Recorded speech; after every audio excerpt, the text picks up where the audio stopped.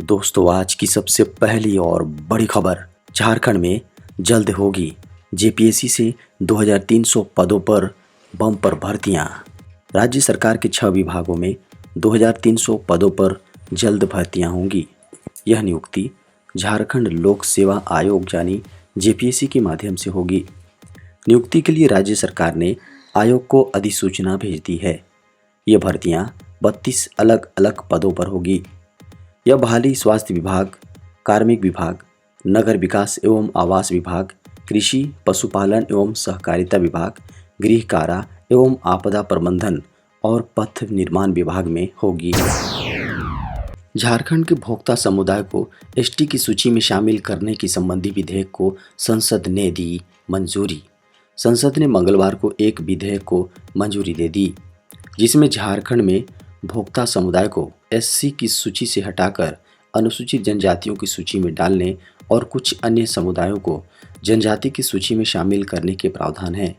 लोकसभा ने संविधान आदेश संशोधन विधेयक 2022 को मंगलवार को चर्चा के बाद ध्वनि मत से पारित कर दिया। राज्यसभा ने गत बुधवार को इस विधेयक को मंजूरी दी थी। निचले सदन में चर्चा का जवाब देते हुए जनजातीय कार्य मंत्री अर्जुन मुंडा ने कहा कि प्रधानमंत्री नरेंद्र मोदी के नेतृत्व में जनजातियों के विकास एवं कल्याण का कार्य प्रतिबद्धता के साथ किया जा रहा है। इन्हीं प्रयासों के तहत विसंगतियों को दूर किया जा रहा है। दोस्तों, बड़ी खबर है। झारखंड में शराब की हर बोतल पर होगी जीपीएस सिस्टम। झारखंड में देसी और विदेशी शराब की तस्करी और चोरी रोकने के लिए सरकार द्वारा शराब की हर बोतल को ट्रैक किया जाएगा। इसके लिए प्रत्येक बोतल पर जीपीएस सिस्टम से युक्त होलोग्राम और क्यूआर कोड लगाए जाएंगे, जिसे कोई भी ग्राहक अपने मोबाइल से स्कैन कर पता कर सकता है कि इसकी मैन्युफैक्चरिंग डेट, मूल्य और डिस्ट्रीब्यूशन कहां से हुआ है। आमतौर पर ग्राहकों की शिकायत रहती थी कि रेट चार्ट नहीं होने से लोगों को निर्धारित मूल्य से अधिक देना पड़ता है। उत्पाद एवं मद्य निषेध विभाग के अनुसार शराब की बोतलों और केन पर सिक्योरिटी होलोग्राम लगाने का काम एक प्राइवेट कंपनी को दिया गया है, जिसे पता चल जाएगा कि इसका उत्पादन किस कंपनी ने किया है और सप्लाई और बिक्री कहां से हुई है। इससे नकली शराब की बिक्री और सप्लाई पर रोक लग जाएगी। विभाग ने यह कदम बड़े पैमाने पर सीमावर्ती राज्यों में झारखंड से शराब की सप्लाई होने की खबर के बाद उठाया है। दोस्तों, बड़ी खबर है। रेल यात्रियों के लिए बड़ी खुशखबरी। अब शुरू होगी ट्रेन की सभी सुविधाएं। रेल यात्रियों के लिए अच्छी खबर है। कोरोना काल में बंद हुई लगभग सभी ट्रेनें अब नियमित रूप से चलने लगी हैं। इसके साथ ही रेल प्रशासन ने कोरोना काल के दौरान जिन सुविधाओं पर रोक लगा दी थी, उससे फिर से चरणबद्ध तरीके से फिर से शुरू करने की कवायद में जुटी है। इसकी कड़ी में लंबी दूरी की ट्रेन में यात्रियों को अब चादर और कंबल के लिए परेशान होने की ज़रूरत नहीं है। इतना ही नहीं, यात्रियों की निजता को ध्यान में रखते हुए रेलवे ने फिर से सभी कोच के कंपार्टमेंट में पर्दा लगाने का फैसला किया है। उत्तर रेलवे की ओर से विभिन्न दिशाओं में चलने वाली 92 ट्रेन के कोच में पर्दा लगाने व 26 ट्रेन में लिनन यानी चादर, कंबल, तकिया जैसी सेवाएं चरणबद्ध तरीके से बहाल करने का फैसला किया है। झारखंड में फिलहाल गर्मी से नहीं मिलेगी राहत। झारखंड में गर्मी से राहत मिलने के आसार नहीं है। मौसम विभाग ने लू को लेकर भी अलर्ट जारी किया है। कहा जा रहा है कि आने वाले 5 दिन में अधिकतम तापमान में कोई बदलाव नहीं होने जा रहा है। मौसम विभाग का अनुमान है कि अगले 5 दिनों तक अधिकतम तापमान 38-39 डिग्री सेल्सियस तक बना रहेगा। झारखंड के अधिकांश जिलों में दोपहर के वक्त लू के थपेड़े महसूस किए जा सकते हैं। फिलहाल लू से भी राहत मिलती नहीं दिखाई पड़ रही है। मौसम विभाग ने झारखंड के सभी जिलों में अलर्ट जारी किया है। लोगों को लू से बचने की सलाह दी गई है। मौसम विभाग की माने तो 7 अप्रैल तक मौसम मुख्यतः शुष्क रहेगा और आसमान साफ रहने की संभावना है। इस दौरान अधिकतम तापमान और 38 से 39 डिग्री सेल्सियस रहने का अनुमान है। वहीं न्यूनतम तापमान 21 से 23 डिग्री रहने की संभावना जताई गई है। बड़ी खबर है। पेट्रोल और डीजल पर केंद्र का जवाब। 15 दिनों में पेट्रोल हुआ 9 रुपये 20 पैसे प्रति लीटर महंगा।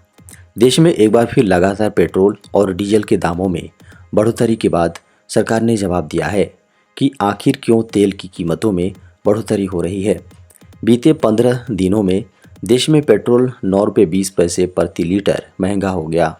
संसद में एक सवाल के जवाब में पेट्रोलियम मंत्री हरदीप सिंह पुरी ने बताया कि अन्य देशों की तुलना में भारत में कम दाम बढ़े हैं।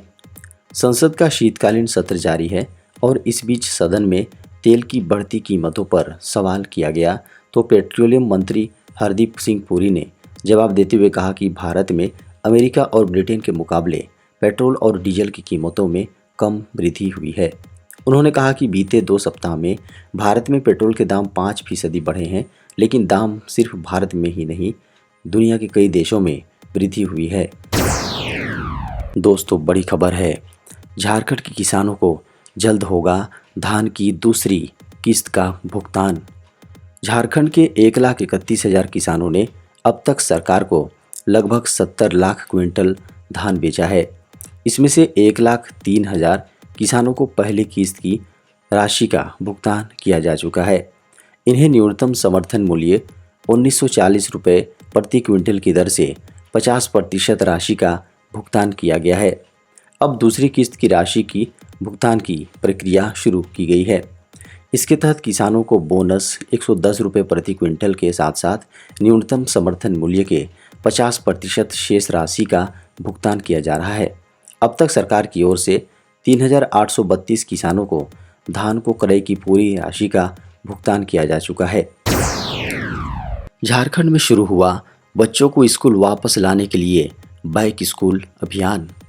कोरोना महामारी के कारण सरकारी स्कूलों से दूर हुए छात्र छात्राओं को वापस लाने के लिए मंगलवार को बैक टू स्कूल रूअर अभियान शुरू हो गया है। 1 महीने तक अभियान चलेगा। 4 मई तक स्कूलों में विभिन्न कार्यक्रम होंगे।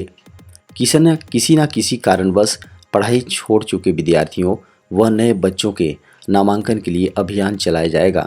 प्राथमिक व उच्च प्राथमिक कक्षा पास कर उच्च कक्षाओं में कितने बच्चों ने नामांकन लिया, कितने छात्र छात्राएं ड्रॉप आउट हो गए हैं। प्राथमिक विद्यालयों का मध्य विद्यालय का उच्च विद्यालयों के साथ मैपिंग करने को कहा गया है। झारखंड के पंचायत चुनाव में आदर्श आचार संहिता का पालन होगा जरूरी।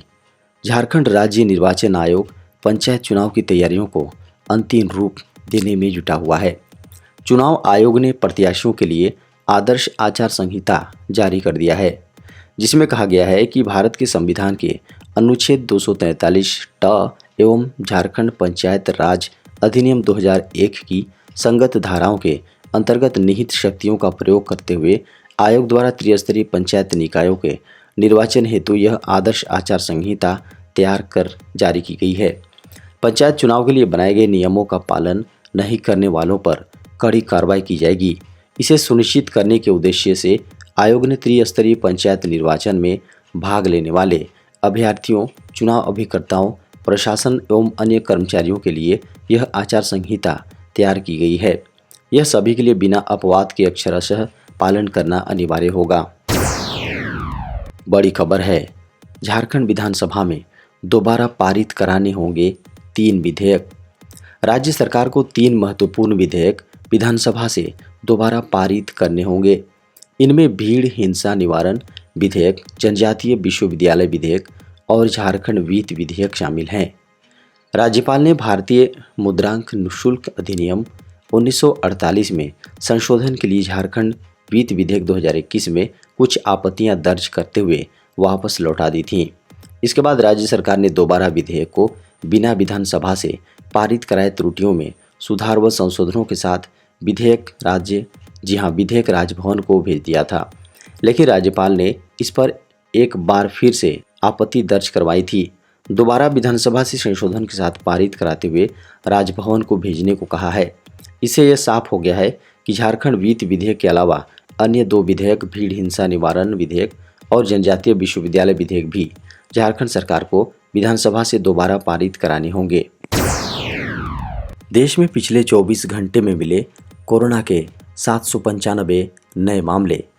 देश में एक दिन में कोविड-19 के 795 नए मामले सामने आने के बाद देश में कोरोना वायरस से अब तक संक्रमित हो चुके लोगों की संख्या बढ़कर 4,30,00,00 29,839 हो गई। वहीं उपचाराधीन मरीजों की संख्या घटकर 12,054 रह गई है। केंद्रीय स्वास्थ्य मंत्रालय की ओर से मंगलवार सुबह 8 बजे जारी किए गए आंकड़ों के अनुसार देश में 58 और लोगों की मौत के बाद संक्रमण के कारण से अब तक जान गंवाने वालों की संख्या बढ़कर 5,21,416 हो गई। आंकड़ों के अनुसार देश में कोविड-19 के उपचाराधीन मरीजों की संख्या घटकर 12,054 रह गई हैं, जो कुल मामलों का 0.03% है। पिछले 24 घंटे में उपचाराधीन मरीजों की संख्या में 543 की कमी दर्ज की गई। मरीजों के रिकवर होने की राष्ट्रीय दर 98.76% है। ताज़ा आंकड़ों के अनुसार संक्रमण की दैनिक दर 0.17% और साप्ताहिक दर 0.22% है। देश में अभी तक कुल 4,24,96,369 लोग संक्रमण मुक्त हो चुके हैं और कोविड-19 से मृत्यु दर 1.21% है। वहीं राष्ट्रव्यापी टीकाकरण अभियान के तहत अभी तक कोविड-19 रोधी टीकों की 184.87 करोड़ से अधिक खुराक लगाई गई है।